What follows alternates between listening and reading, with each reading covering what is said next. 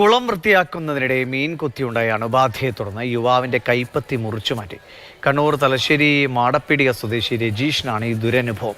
കോശങ്ങളെ കാർന്നു തിന്നുന്ന അപൂർവ ബാക്ടീരിയ ശരീരത്തിലെത്തിയതാണ് കാരണം. പച്ചക്കറി നടുന്നതിനായി വീടിനോട് ചേർന്ന വയലിൽ ചെറുകുളം വൃത്തിയാക്കുന്നതിനിടയിലാണ് രജീഷിന്റെ കയ്യിൽ മീൻ കൊത്തിയത്.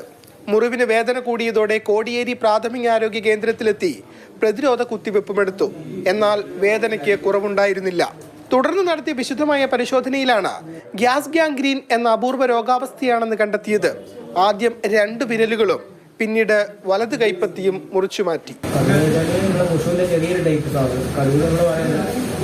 അത് കൈക്ക് കുത്തി അങ്ങനെ ഒരു കടച്ചിലും കുറച്ച് ബ്ലഡും പോയി. പിന്നെ പൈപ്പ് വെള്ളത്തിൽ കൊണ്ടുപോയിട്ട് കഴുകി വൃത്തിയാക്കി തന്നിട്ട് പിന്നെ കടച്ചിലൊന്നുമില്ല. പിന്നെ പിറ്റേ ദിവസം പുലർച്ചയാവുന്നതാണ് ശരിക്കും കടച്ചിലുണ്ട്. 1,00,000 ഒരാൾക്ക് മാത്രം കാണുന്ന അണുബാധയാണിത്. മീൻ കൊത്തിയ മുറിവിലൂടെ കുളത്തിലുണ്ടായിരുന്ന അണുബാധ ശരീരത്തിൽ പ്രവേശിക്കുകയായിരുന്നു. തലച്ചോറിനെ ബാധിക്കുമെന്നതിനാലാണ് കൈപ്പത്തി മുറിച്ചു മാറ്റിയത്. വലത് കൈപ്പത്തി നഷ്ടമായതോടെ കർഷകൻ കൂടിയായ രജീഷിന്റെ ജീവിതമാണ് പ്രതിസന്ധിയിലായത്. മാതൃഭൂമി ന്യൂസ്, കണ്ണൂർ.